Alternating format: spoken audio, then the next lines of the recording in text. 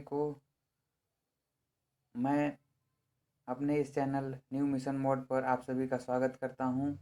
और फ्रेंड, जैसा कि आप सभी जानते हैं कि एसीएफ वन सेवा, छत्तीसगढ़ वन सेवा का वैकेंसी आ चुका है और लगभग अब ऑनलाइन फॉर्म भरने की डेट समाप्ति की ओर है।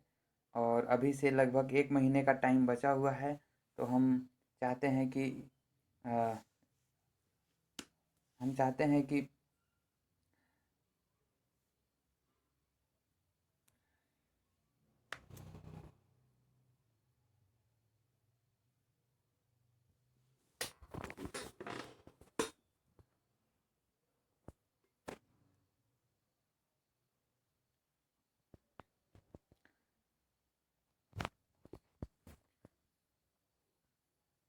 हेलो फ्रेंड्स, गुड इवनिंग सभी को। मैं अपने इस चैनल न्यू मिशन मोड पर आप सभी को स्वागत करता हूं। और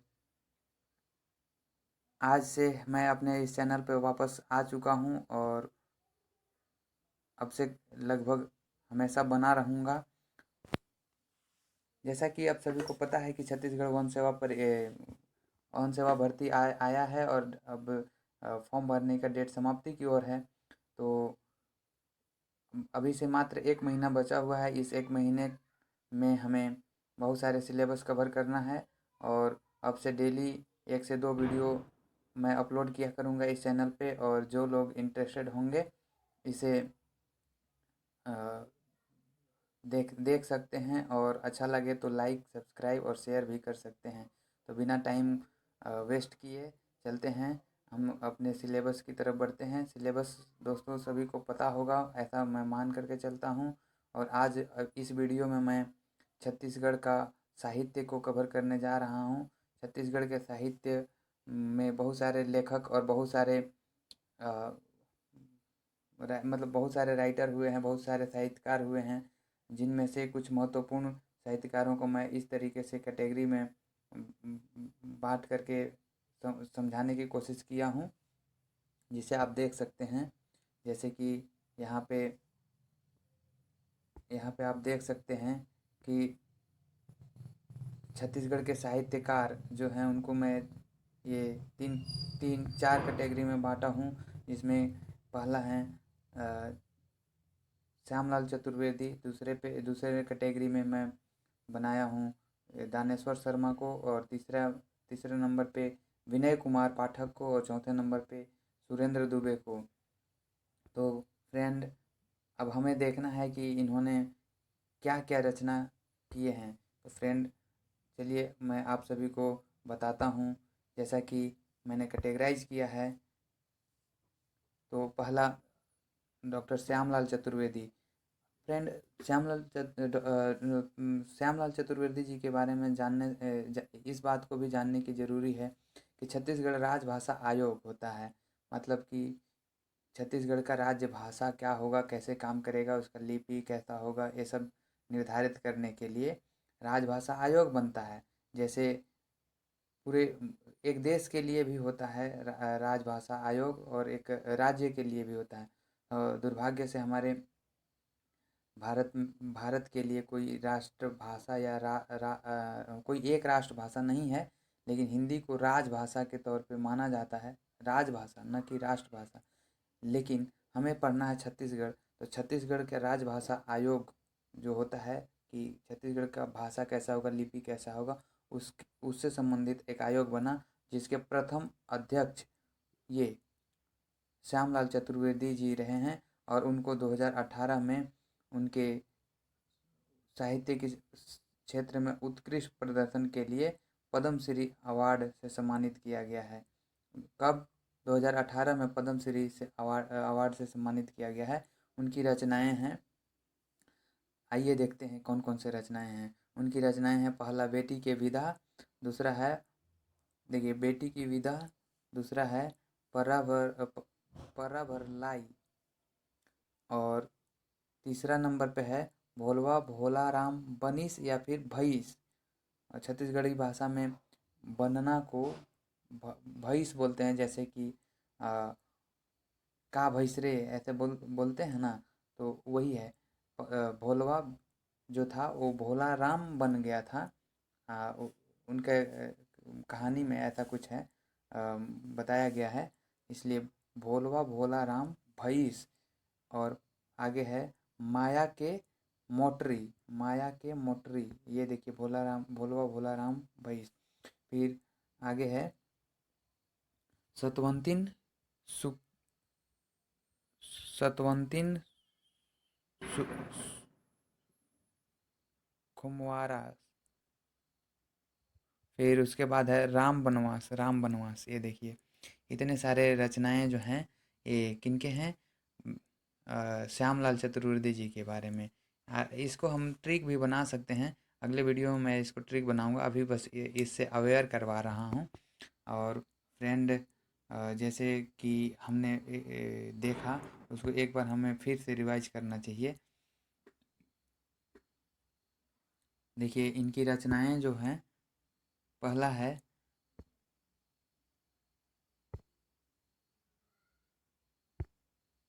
पहला है बेटी के विदा। ये देखिए अभी देख लिए रहिए कि बेटी की विदा यहाँ हम देख रहे हैं, एक आगे भी हमें मिलेगा देखने को कि बेटी की विदा किसी दूसरे साहित्यकार की भी रचना है। फिलहाल अभी देखते हैं कि श्यामलाल चतुर्वेदी जी हैं, बेटी के विदा उनका रचना है। दूसरा है पर्रा भरलाई, और तीसरा भोलवा भोला राम भईस, मतलब भोलवा जो था भोलवा से भोला राम बन गया। माया के मोटरी सतवंतिन सतवंतिन सुकुमार, ऐसे कुछ करके आता है। सतवंतिन रखिएगा, सतवंतिन सुकुमारा कहीं पे मिलता है, कहीं खुमवारा मिलता है। फिर राम बनवास, इतना हम किसके रचना के रूप में याद करेंगे, तो श्यामलाल चतुर्वेदी जी के बारे में। और इनसे संबंधित एक और महत्वपूर्ण बात क्या है कि मतलब इन्हें 2018 में पद्म श्री अवार्ड से सम्मानित किया गया था। अब फ्रेंड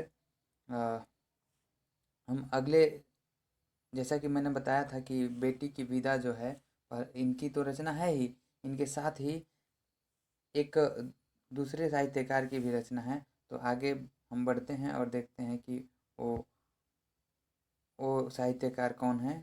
पहला तो हम श्यामलाल चतुर्वेदी जी के बारे में हमने कवर कर लिया। अब दूसरे नंबर पे आते हैं दानेश्वर शर्मा। दानेश्वर शर्मा जी के बारे में हम अभी देखते हैं। दानेश्वर शर्मा जी के बारे में देखिए इनकी इनकी रचनाएं है पहला बेटी की विदा। बेटी की विदा उनमें भी था, श्यामलाल चतुर्वेदी में भी था, और बेटी की विदा दानेश्वर शर्मा जी की भी रचना है। तो हमें कैसे पता चलेगा कि हम क्या टिक लगाएं, और जब पेपर हो रहा होगा, एग्ज़ाम हॉल में हम होंगे, उस समय पे हम कैसे इसको पता करेंगे, तो हमें ऑप्शन पे जाना पड़ेगा। जो भी क्वेश्चन सेट करने वाला है वो कभी ऐसा गलती नहीं करेगा कि दोनों ऑप्शन दे दे, या दोनों देगा तो हो सकता है कि हमें विकल्प दे देगा कि दानेश्वर शर्मा और श्यामलाल चतुर्वेदी दोनों के रूप में, कि ये दोनों की रचना है, तो हम वहाँ पे दोनों को टिक करेंगे। अगर दानेश्वर शर्मा मात्र दिया रहेगा तो हम दानेश्वर शर्मा टिक करेंगे, अगर श्यामलाल चतुर्वेदी दिया रहेगा तो श्यामलाल चतुर्वेदी टिक करेंगे। और मतलब जो इसमें से दिखे वही हम टिक करेंगे। और इसलिए मैं यहाँ पे बता दिया कि कहीं हम श्यामलाल चतुर्वेदी जी के बारे में पढ़ करके गए रहेंगे तो पता चला दानेश्वर शर्मा दे करके ठग दिया हमें, तो वहाँ पे हम धोखा खा जाएंगे। इसलिए पहले केयरफुल हो करके हमें पढ़ाई करना चाहिए, इसलिए मैंने आप सभी से शेयर किया। देखिए राम बनवास उधर था, श्यामलाल चतुर्वेदी जी की रचना, लेकिन यहाँ देखिए क्या हो गया, लव कुश। लव कुश रचना किनकी है, दानेश्वर शर्मा। देखिए काफ़ी सारा रचनाएं जो हैं मिलती हैं, आगे हम ट्रिक के माध्यम से याद करेंगे, अभी बस जान लिए रहिए कि क्या है और कैसे हैं। पहला है बेटी की विदा, दूसरा है लव कुश, और तीसरा है हर मौसम में हर मौसम में हर लिखूंगा, और चौथा है छत्तीसगढ़ के लोकगीत, छत्तीसगढ़ के लोकगीत। ये रहा दानेश्वर शर्मा जी के बारे में। अब हम आगे बढ़ते हैं और अगला हमारे साहित्यकार विनय कुमार पाठक जी के बारे में पढ़ते हैं। विनय कुमार पाठक जी, विनय कुमार पाठक जी काफ़ी फेमस साहित्यकार रहे हैं और इन इनकी रचनाएं कैसी हैं, समीक्षात्मक रचनाकार हैं। इनको समीक्षात्मक रचनाकार के रूप में जाना जाता है।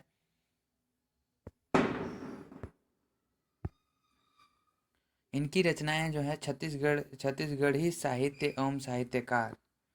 दूसरा है धान के कटोरा। देखिए ये बहुत ही इम्पोर्टेंट क्वेश्चन बनता है। छत्तीसगढ़ को धान का कटोरा कहा जाता है और एक रचना भी है धान का कटोरा। तो ये किनका है? बहुत सारे साहित्यकार को देख करके हमें ठग सकता है एग्जामिनर, इसलिए हमें बहुत अवेयर होकर के पढ़ाई करना पड़ेगा। धान का कटोरा, धान का कटोरा किनकी रचना है? तो विनय कुमार पाठक जी के, विनय कुमार पाठक जी का रचना धान का कटोरा है। एक रुख एकच शाखा, एक रुख एकच शाखा मतलब कि एक रुख, रुख मतलब होता है पेड़, रुख का मतलब होता है पेड़ और शाखा मतलब डालियाँ, ब्रांच। तो एक रुख एकच शाखा, ये छत्तीसगढ़ का शब्द है एकच। एकच ये जो है कि छत्तीसगढ़ का लैंग्वेज में एक ही को एक एकच कहते हैं। तो एक रुख एकच शाखा का मतलब हुआ एक पेड़ और एक ही डाली। अगला है छत्तीसगढ़ी लोक कथा। छत्तीसगढ़ी लोक कथा, देखिए छत्तीसगढ़ी साहित्य एवं पहला जो रचना था छत्तीसगढ़ी साहित्य एवं साहित्यकार, और चौथा नंबर पे हो गया छत्तीसगढ़ी लोक कथा। दोनों काफ़ी अपने आप में मिलते जुलते हैं, लेकिन साहित्य और साहित्यकार पहले नंबर पे था और चौथे नंबर पे है छत्तीसगढ़ की लोक कथा। तो हम ऐसे भी याद कर सकते हैं कि छत्तीसगढ़ी साहित्य एवं साहित्यकार पहला था और एक और था क्या, छत्तीसगढ़ी लोक कथा। छत्तीसगढ़ के साहित्यकार के बारे में पढ़ रहे हैं तो दोनों रचनाएं उन्हीं की है और दोनों में से कोई भी मिले तो हम क्या करेंगे, विनय कुमार पाठक टिक लगाएंगे ऑप्शन में। फिर क्या है, भोजली पत्रिका, जो कि बिलासपुर से प्रकाशित होती है और ये त्रैमासिक पत्रिका है। भोजली पत्रिका, भोजली एक त्यौहार भी होता है और तो उससे हम याद रख सकते हैं भोजली। भोजली कहाँ से प्रकाशित होता है? बिलासपुर से। और कैसी पत्रिका है? साप्ताहिक है, क्या है, कैसी है, मंथली है, वार्षिक है? तो नहीं, ये सब में से कुछ नहीं है, ये त्रैमासिक है। और छत्तीसगढ़ी संपूर्ण व्याकरण, छत्तीसगढ़ की संपूर्ण व्याकरण इसको कह सकते हैं। छठवें नंबर पे छत्तीसगढ़ का संपूर्ण व्याकरण। तो व्याकरण छत्तीसगढ़ का संपूर्ण व्याकरण किन्होंने लिखा है? तो विनय कुमार पाठक जी ने लिखा है। तो फ्रेंड, उम्मीद करता हूँ कि ये आपको समझ में आया होगा और हम आगे बढ़ते हैं, अगले साहित्यकार के बारे में कुछ जानते हैं। अगला फ्रेंड, अगला जो है साहित्यकार हमारे सुरेंद्र दुबे हैं। और फ्रेंड, जैसा कि मैं आप सभी को बताया था जब मैं यहाँ श्यामलाल चतुर्वेदी जी के बारे में पढ़ा रहा था, तो बताया था कि इनको अच्छा, छत्तीसगढ़ राजभाषा आयोग के ये प्रथम अध्यक्ष थे। छत्तीसगढ़ राजभाषा आयोग क्या होता है ये तो मैं समझाया ही, कि कोई भी राज्य का क्या कैसी भाषा होगा, उसका कैसी लिपि होगी, इससे संबंधित जानकारी के लिए जो आयोग का गठन किया जाता है उसे राजभाषा आयोग कहते हैं। तो उसका प्रथम अध्यक्ष जो हैं कि श्यामलाल चतुर्वेदी जी हैं। लेकिन अभी यहाँ पे जब हम सुरेंद्र दुबे जी के बारे में पढ़ना चाह रहे हैं तो क्या है कि प्रथम अध्यक्ष जो थे वो तो श्यामलाल चतुर्वेदी जी थे, किसके? छत्तीसगढ़ सीजी राजभाषा आयोग के प्रथम अध्यक्ष कौन थे? श्यामलाल चतुर्वेदी जी। लेकिन प्रथम सचिव जो हैं सुरेंद्र दुबे जी हैं। छत्तीसगढ़ राजभाषा आयोग के ही अध्यक्ष श्यामलाल चतुर्वेदी जी और सचिव, छत्तीसगढ़ राजभाषा आयोग के सचिव सुरेंद्र दुबे जी रहे हैं। और इनको भी 2010 में इनके साहित्य के क्षेत्र में उत्कृष्ट प्रदर्शन के लिए पद्मश्री अवार्ड से सम्मानित किया गया था। जबकि श्यामलाल चतुर्वेदी जी को 2018 में यही पुरस्कार, सेम पुरस्कार जो था, पुरस्कार 2018 में दिया गया था। लेकिन सुरेंद्र दुबे जी को इसी इसी क्षेत्र में, अपने मतलब साहित्य के क्षेत्र में पद्मश्री का अवार्ड जो है दिया गया है, लेकिन 2010 में दिया गया है। इनकी कुछ रचनाएं देख लीजिए। मोर मोर पड़वा गवाने, मोर पड़वा गवाने पहला है। मोर पड़वा गवाने, दूसरा है पीरा, तीसरा है नवा सूरज, नवा सूरज मतलब कि नया सूरज, और चौथा है किस किस पर कविता लिखूं। देखिए ये एक मूवी आया था, किस किस को प्यार करूं, उसी से रिलेट करके हम याद रख सकते हैं किस किस पर कविता लिखूं। किन्होंने लिखा है? सुरेंद्र दुबे।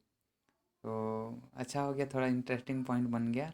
हालांकि हमें तो बस ये एक तरीका खोजना है जिससे हम याद कर सकें, तो ये हम उसी मूवी से रिलेट करके कर सकते हैं। फिर अगला है दो पाँव का आदमी। देखिए, दो पाँव का आदमी मतलब कि एक पाँव दो पाँव,